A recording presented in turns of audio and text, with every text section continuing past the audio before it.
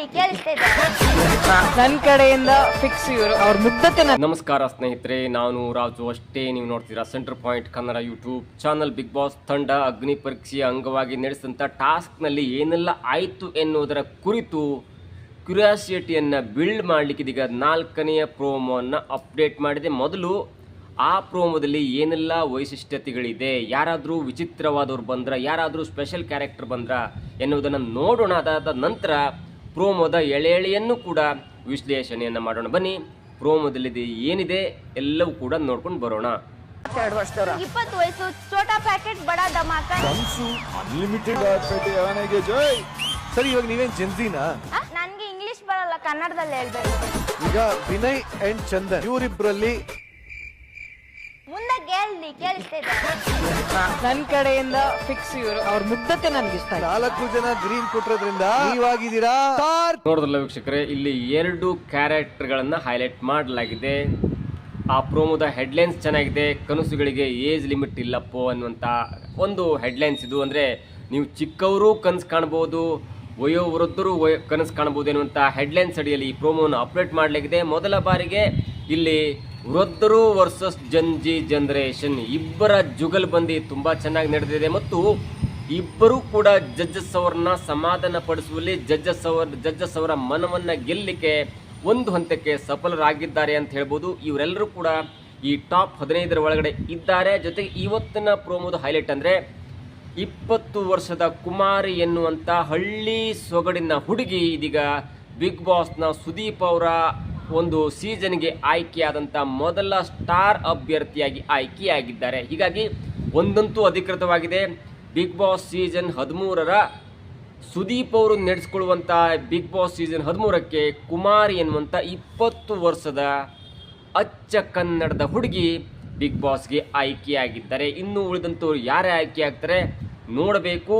ಇನ್ನೂ ಸ್ವಲ್ಪ ದಿನದಲ್ಲಿ ಎಲ್ಲವೂ ಕೂಡ ರಿವೀಲ್ ಆಗುತ್ತೆ ಮತ್ತು ಸುದೀಪ್ ಅವರು ನಡೆಸ್ಕೊಡುವಂಥ ಬಿಗ್ ಬಾಸ್ನ ಮುಖ್ಯ ಸೀಸನ್ನಲ್ಲಿ ಕುಮಾರಿ ಎನ್ನುವಂಥ ಬಿಗ್ ಬಾಸ್ ಸ್ಪರ್ಧಿ ಆಯ್ಕೆಯಾಗಿದ್ದಾರೆ. ಇನ್ನು ಇವತ್ತಿನ ಪ್ರೋಮೋದ ಹೈಲೈಟ್ ನೋಡ್ತಾ ಹೋದರೆ 72 ವರ್ಷದ ರತ್ನಮ್ಮ ಅವರು ಕೂಡ ಬಿಗ್ ಬಾಸ್ನ ಈ ಅಗ್ನಿ ಪರೀಕ್ಷೆಯಲ್ಲಿ ಆಟ ಆಡಿದರು. ಅವರು ತಮ್ಮ ಪ್ರಕಾರ ತಮ್ಮ ಹೈಲೈಟ್ಸನ್ನು ಹೇಳ್ಕೊಂಡ್ರು. ತಮ್ಮ ಒಂದು ಬಿಗ್ ಬಾಸ್ನಲ್ಲಿ ಇದ್ದರೆ ತಾನು ಏನು ಮಾಡ್ತೀನಿ ಎಲ್ಲವೂ ಕೂಡ ಹೇಳ್ಕೊಂಡಾಗ ಜಡ್ಜ್ ಆಗಿರುವಂಥ ವಿನಯ್ ಅವರು ಕೇಳ್ತಾರೆ, ನೋಡಿ ಇಲ್ಲಿ ಊಟ ಸರಿ ಕೊಡಲ್ಲ, ಟಾಸ್ಕ್ ಆಡಿಸ್ತಾರೆ, ಊಟದ ಕೊರತೆಯಿಂದ ನಿಮ್ಮ ಆರೋಗ್ಯ ಹಾಳಾಗುತ್ತೆ ಅನ್ನುವಂಥ ಭಯ ಇಲ್ವಾ ಎನ್ನುವಂಥ ಒಂದು ಪ್ರಶ್ನೆ ಕೇಳಿದಾಗ ಖಡಕ್ಕಾದಂಥ ಉತ್ತರ ತೊಡೆ ತಟ್ಟಿ ಹೇಳ್ತಾರೆ, ನಾನಿಲ್ಲಿ ಆಡ್ಲಿಕ್ಕೆ ಬಂದಿದ್ದೇನೆ ಎನ್ನುವಂಥ ಮಾತನ್ನು.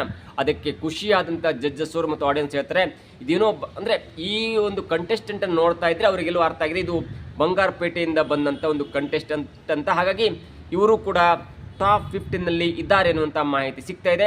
ಒಂದೊಳ್ಳೆಯ ಕಾಂಬಿನೇಷನ್. ಅವರು ಕೂಡ ಏನೋ ದಾಖಲಾತಿಗಳನ್ನು ಇಟ್ಕೊಂಡು ಬಂದಿದ್ದಾರೆ, ಏನೋ ಸಾಧನೆ ಮಾಡಿರಬೇಕು, ತಮ್ಮ ಸರ್ಟಿಫಿಕೇಟ್ನ ಕೂಡ ಇಟ್ಕೊಂಡು ಬಂದಿದ್ದಾರೆ. ಹೀಗಾಗಿ ಇವರು ಒಂದು ಹಂತಕ್ಕೆ ಬಿಗ್ ಬಾಸ್ಗೆ ಹೋಗುವಂಥ ಸಾಧ್ಯತೆ ಇದೆ. ತುಂಬ ಜನ ಈ ಜನ್ಜಿ ಜನರೇಷನ್ ಆಗಿರ್ಬೋದು, 25, 30, 35, 40ರ ಒಳಗಿನ ಆಸ್ಪಾಸ್ನವ್ರು ಇದ್ದರು. ಅನೇಕರು ಹೇಳ್ತಾ ಇದ್ರು, ಯಾಕೆ ಈ ಬಿಗ್ ಬಾಸ್ ಅಂದ್ಕೊಳ್ಳಿ 25ರಿಂದ 35 ವರ್ಷದವ್ರು ಮಾತ್ರ ಆಟ ಆಡಬೇಕಾ, ಅವ್ರಿಗೆ ಮಾತ್ರ ಟಾಸ್ಕ್ ಆಡುವಂಥ ಕೆಪಾಸಿಟಿ ಇದೆ, ಅವ್ರು ಮಾತ್ರ ಫಿಸಿಕಲಿ ಸ್ಟ್ರಾಂಗ್ ಇದ್ದಾರೆ ಅನ್ನುವಂಥ ಮಾತು ಕೂಡ ಕೇಳಿ ಬರ್ತಾ ಇತ್ತು. ಅದರ ನಡುವೆ ಇದೀಗ 72 ವರ್ಷದ ರತ್ನಮ್ಮ ಅವರನ್ನು ಬಿಗ್ ಬಾಸ್ಗೆ ಆಯ್ಕೆಯಾಗುವಂಥ ಸಾಧ್ಯತೆ ಇದೆ. Still it's in a hold. ಇನ್ನು 2ನೇ ಕಂಟೆಸ್ಟೆಂಟು ಇವತ್ತು ಪ್ರೋಮೋದ ಹೈಲೈಟ್ ಅಂತ ಹೇಳ್ಬೋದು. ಇವರು ಬಂದಾಗಲೇ ತುಂಬ ಕಚಗುಳಿ, ತುಂಬ ಒಂದು ಮುಗ್ಧತೆ, ಸ್ಟೇಜ್ ತುಂಬ ಇತ್ತು. ಇವರಿಗೆ ಮೊದಲ ಬಾರಿಗೆ ನಿರಂಜನ್ ಅವ್ರು ಕೇಳ್ತಾರೆ, ಅವರಿಗೆ ವರ್ಷ ಕೇಳಿದಾಗ 20 ವರ್ಷ ಆಗಿರುತ್ತಲ್ಲ, ಹಾಗಾಗಿ ನೀವೇನು ಜನ್ಜಿ ಜನ್ರೇಷನ್ನವರ ಎನ್ನುವಂಥ ಪ್ರಶ್ನೆ ಕೇಳಿದಾಗ ನನಗೆ ಅವೆಲ್ಲ ಗೊತ್ತಾಗಲ್ಲ, ನಾನು ಅಚ್ಚ ಕನ್ನಡದ ಹುಡುಗಿ ಎನ್ನುವಂಥ ಮಾತು ಹೇಳಿದಾಗ ಅಲ್ಲಿ ಒಂದು ರೋಮಾಂಚನ. ವಾವ್, ಇದು ಈ ಸ್ಪಾಂಟೇನಿಯಸ್ ಉತ್ತರ ಅಂತಾರಲ್ಲ, ಅದಕ್ಕೆ ಜಡ್ಜಸ್ ಅವರು ಅವರ ಮುಗ್ಧತೆಗೆ ಮರಳಾಗ್ತಾರೆ. ಜೊತೆಗೆ ನಿರಂಜನ್ ದೇಶಪಾಂಡೆ ಆಸ್ ಆ್ಯಂಕರ್ ಆಗಿ ಕೇಳ್ತಾರೆ, ವಿನಯ್ ಮತ್ತು ಚಂದನ್ ಅವರ ಪಾಸ್ ಕೊಟ್ಕೊಂಡು ಹೋಲ್ಡ್ ಮಾಡ್ತಾರೆ. ಅವರ ಒಂದು ಪ್ರಶ್ನೆ ಏನಿರುತ್ತೆ ಅಂದರೆ, ವಿನಯ್ ಮತ್ತು ಜಡ್ಜಸ್ ವಿನಯ್ ಮತ್ತು ಚಂದನ್ ಅವ್ರ ಬಗ್ಗೆ ನಿಮ್ಮ ಅಭಿಪ್ರಾಯ ಅಂತ ಹೇಳಿರಬಹುದಿತ್ತೇನೋ, ಆದರೆ ಅವರಲ್ಲಿ ಹೋಲ್ಡ್ ಮಾಡ್ತಾರೆ.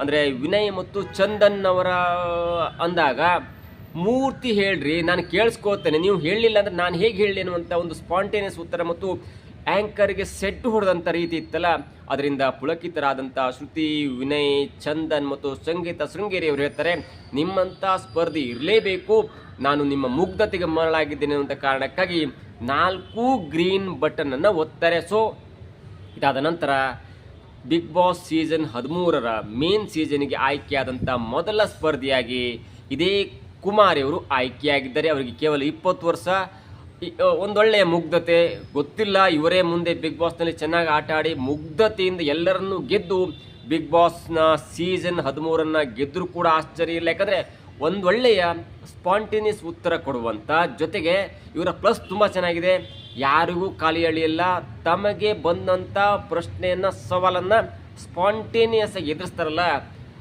ಆ ಒಂದು ಪ್ಲಸ್ಸು ಅವ್ರನ್ನ ಬಿಗ್ ಬಾಸ್ನ ಫೈನಲ್ ತನಕ ಕರ್ಕೋಬೋದು.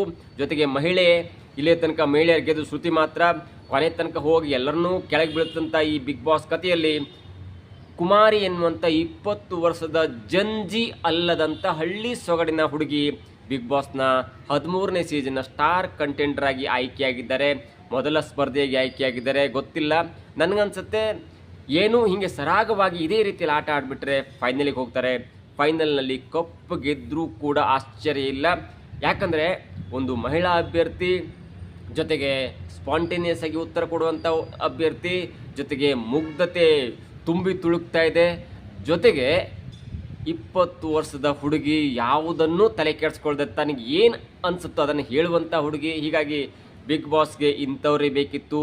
ಗಿಲ್ಲಿ ಕೂಡ ಬಿಗ್ ಬಾಸ್ ಸೀಸನ್ 12ರಲ್ಲಿ ಅಳದೆ ನಗದೆ ತನ್ನ ಆಟವನ್ನು ಆಡಿಕೊಂಡು ಸಿಂಪಲ್ ಆಗಿ ಗೆದ್ದಂಥವರು. ಹೀಗಾಗಿ ಇಲ್ಲಿ ಎಮೋಷನ್ಗಿಂತ ಆಟದಲ್ಲಿ ಮತ್ತು ಬೇರೆಯವರ ಬುದ್ಧಿವಂತಿಕೆಯಲ್ಲಿ ಆಟ ಆಡೋದಿದೆಯಲ್ಲ, ಬೇರೆಯವರ ಬುದ್ಧಿವಂತಿಕೆಯನ್ನು ಉಪಯೋಗಿಸ್ಕೊಂಡು ಆಟ ಆಡೋದಿದೆಯಲ್ಲ, ಅದು ಮುಖ್ಯವಾಗತ್ತೆ. ಹೀಗಾಗಿ ಒಂದೊಳ್ಳೆಯ ಕಂಟೆಸ್ಟೆಂಟ್ ಆಯ್ಕೆಯಾಗಿದ್ದಾರೆ.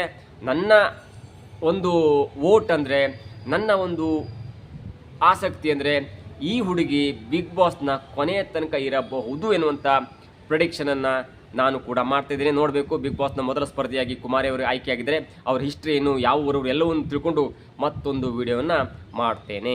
ಇದಾಗುತ್ತೆ ಇವತ್ತಿನ ವಿಶೇಷ. ನೋಡ್ತಾರೆ centre point Kannada YouTube channel.